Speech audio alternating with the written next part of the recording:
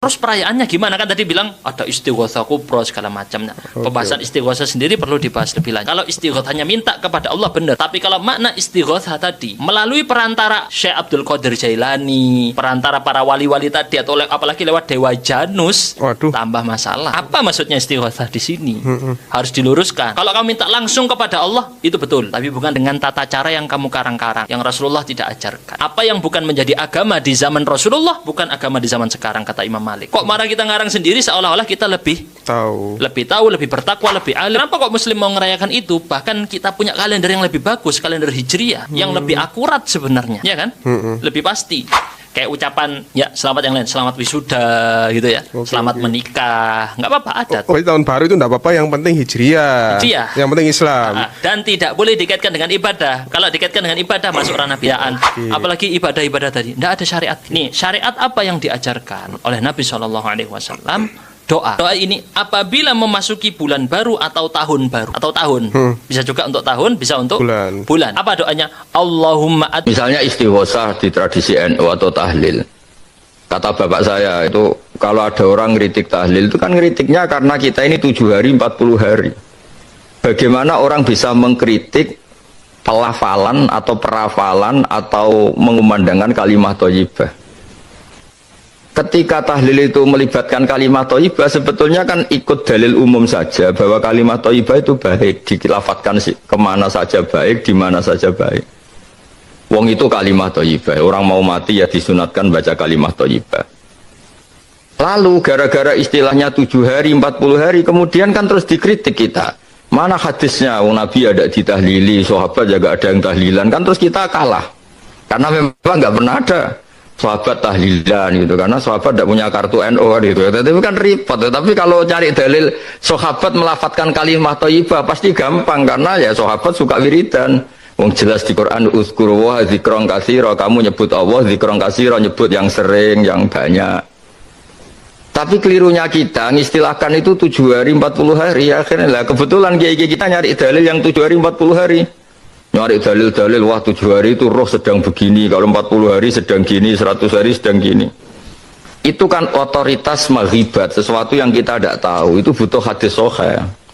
Nah itu kan terus senang kubu sebelah nyerang kita, dianggap goblok lah, dianggap macam-macam. Sebetulnya kalau dianggap nggak apa-apa, kalau kebetulan kita ada goblok lah, yang repot itu dianggap kebetulan kita ya keliru betul, itu aja kan masalah kan, itu kan masalah besar gitu.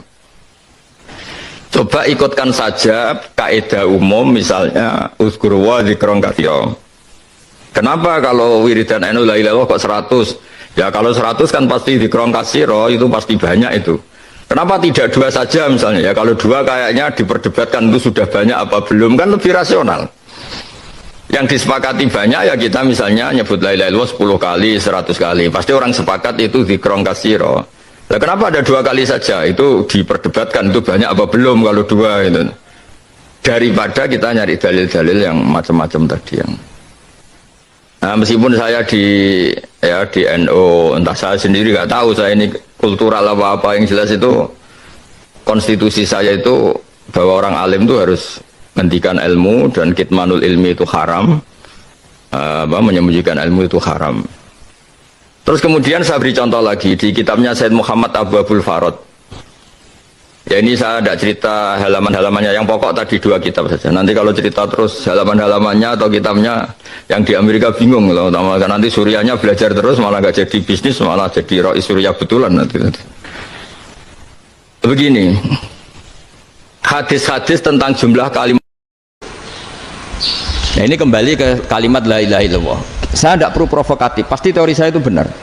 Bukan saya bilang benar itu karena sombong, enggak. Ini sesuai teks. Misalnya begini, benar enggak kelompok takfiri yang suka ngafirkan orang lain? Itu pasti tidak benar.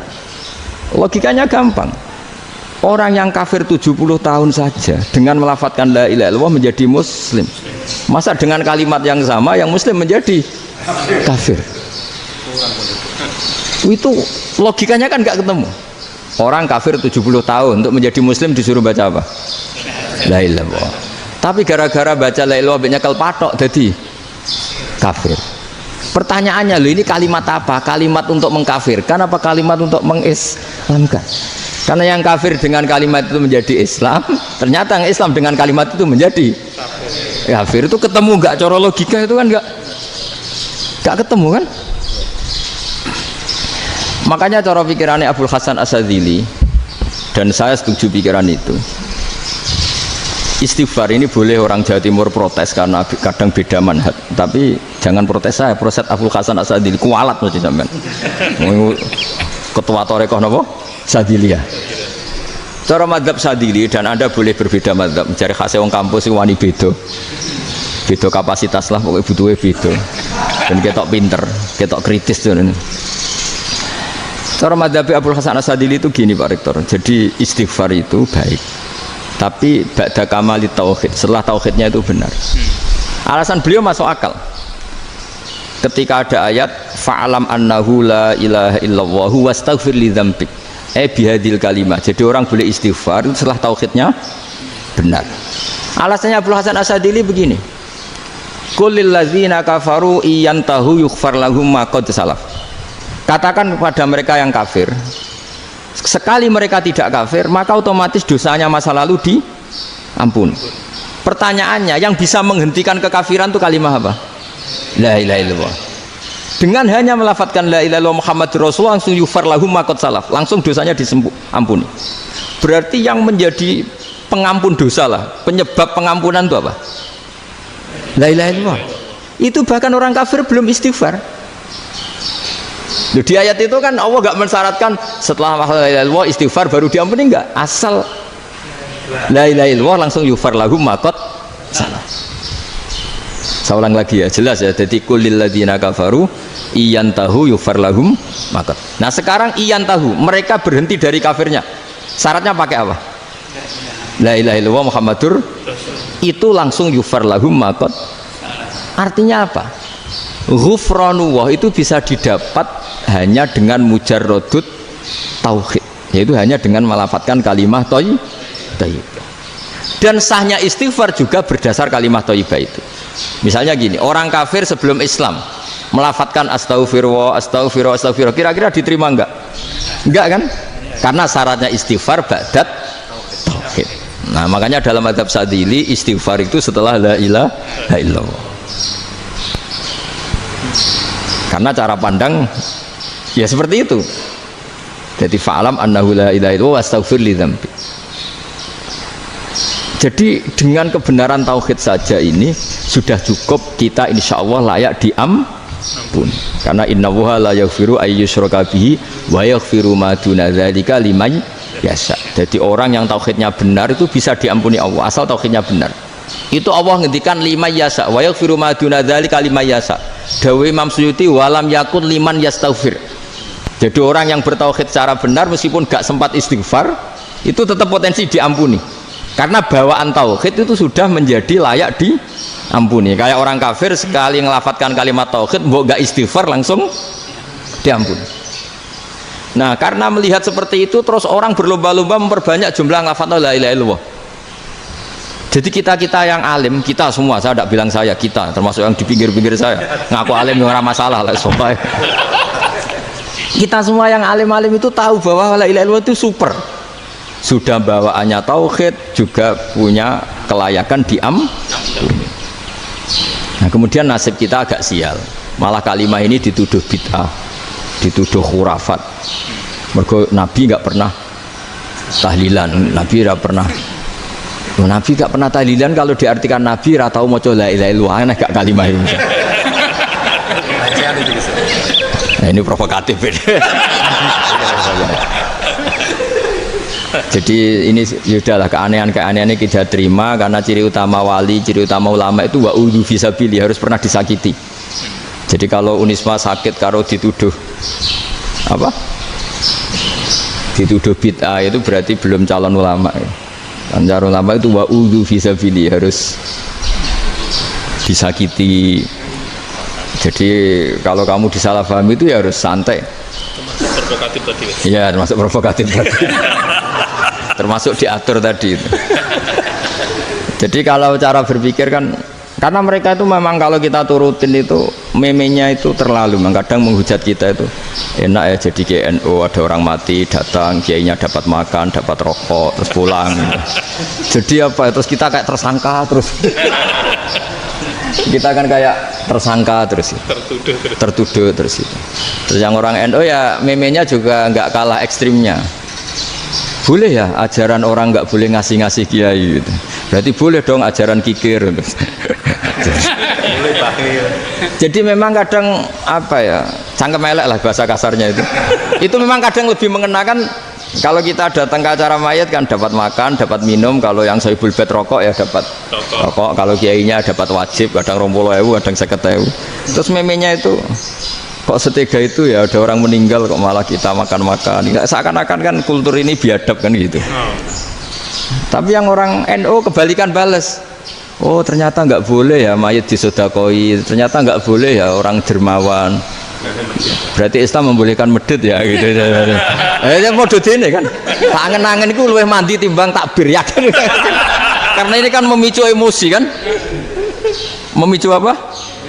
Emosi. Nah, tapi saya kalau disuruh bela mana itu tidak ada yang saya bela. Ya seorang sudah lah, kalau mau nganggur saja sudah itu. Ya tapi itu memang apa ya, itu khazanah Islam, ada yang kritik, ada yang enggak. Ya itu memang khazanah, ya biasa aja kalau saya biasa. Wajar. Karena dulu ulama itu sudut pandangnya itu ya seperti itu. Tawasul Nabi jari syirik, tawasul kuburan jari syirik. Padahal hanya tawasul, memposisikan orang soleh ini sebagai pintu komunikasi dengan Allah, karena orang ini merasa nggak layak komunikasi langsung dengan Allah, sehingga bertawasul, berwasilah sama orang soleh. Paham ya? Dihukumi kafir.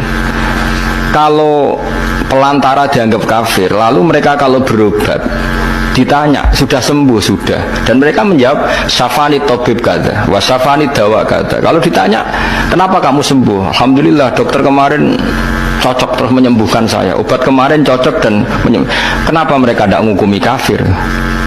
Angger wong soleh disebut kafir, nak obat gak kafir. Karena aku yang kepengen ahli tauhid tenan, kenapa keriting kersane Allah, kenapa gundul kersane Allah, kenapa ora di duit kersane Allah. Qala sami'tu Syafi'iyya yaqul inni la atabarraku bi Abi Hanifata wa aji'u ila qabri fi kulli yaumin za'iran. Fa idza uridat li hajatun shallaitu rak'atayn, halaman 100, waji'tu wa sa'altu wa ta'ala al hajat indahu fama tab'udu anni hatta tuqda. Kana al Imam Syafi'i ayyama huwa bi Baghdad yatawassalu bil Imam Abi Hanifah yaji'u ila dorihi fayusallimu alaihi wa yatawassalu ila Allah bihi fi qada'i hajati. Terus wa tawassalul Imam Ahmad bi Imamina Syafi'i. Jadi di antara yang diceritakan Mbah Ali Maksum itu betapa Imam Syafi'i yang terkenal sering mengkritik Abu Hanifah dalam tatanan fikih karena beliau tidak percaya ada istihsan. Abu Hanifah berpendapat adanya istihsan, dan kita tahu lah ikhtilafu Syafi'i wa Abu Hanifah itu besar sekali. Tapi beliau itu tahu Abu Hanifah itu orang yang sangat soleh. Abu Hanifah itu kalau ketemu sama orang yang utang beliau itu yang lari bukan yang utang Abu Hanifah, karena takut orangnya itu izin. Jadi kalau ketemu yang utang di jalan itu yang sembunyi itu Abu Hanifah. Kenapa engkau sembunyi? Ada yang utang saya lewat, nanti orangnya malu. Jadi setingkat Robi'ah Adawiyah itu beliau di rumah ada maling itu sembunyi. Ditanya kenapa engkau sembunyi? Malu, gak ada yang dimaling. Malu sama malingnya karena serumah itu gak ada barang yang layak dicolong itu. Itu Rabi'ah sampai dia sembunyi. Itu yang bisa niru itu Abu Hanifah. Jadi wali-wali besar ini ternyata saling menghormati dan saling tawassul. Nah saya berharap tawassul ini bukan sekedar perilaku sosial, tapi memang ada sanadnya. Sehingga terus diceritakan Bali di sini dulu istaqa Umar bil Abbas. Kata siapa tawassul harus dengan Rasulullah SAW? Dulu istaqa Umaru bil Abbas. Sayyidina Umar itu tawassul istisqa dengan Sayyid Abbas. Padahal kita tahu Sayyid Abbas ini tidak nabi. Terus beliau cerita sampai Imam Syafi'i tawassul sama Abi Hanifah. Sehingga gak ada perdebatan itu kan Umar. Kalau Umar kan ada jaminan boleh diikuti karena beliau sahabat. Bali cerita tentang Imam Syafi'i yang tawassul dengan Abu Hanifah. Seargumentatif itu. Maka saran saya kepada alumni Krapyak, santri-santri Krapyak, karena saya hanya berani ngomong sama santri Krapyak, sama mas saya ada berani kalah sepuh. Itu tradisi keilmuan itu harus dijaga dengan hujjah dan dengan tadwin, dengan pembukaan.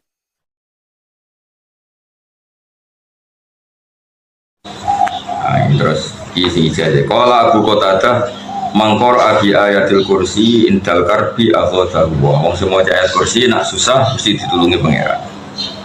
Ya, jadi mana terus istighosah al-ghosah itu fi'il madhi al-ghosah yurithu yughosatan. Nah, itu sholat terus istighosah yastaghisu istighosatan. Terus mana bahasa Jawa itu istighosah itu di pangeran mana nih wah di pangeran ya dewe bangun nak ya jaluk tulung pangeran sing apik tawadhu ning dikon tawadhu ya sira menang-menang mesti kok sapa salaman itu ya rada demo tapi pangeran senenge di demo apik kok demo apik ya ketika salusul waktu sama ayatul musta'inin wal musta'idin wal musta'idin terus.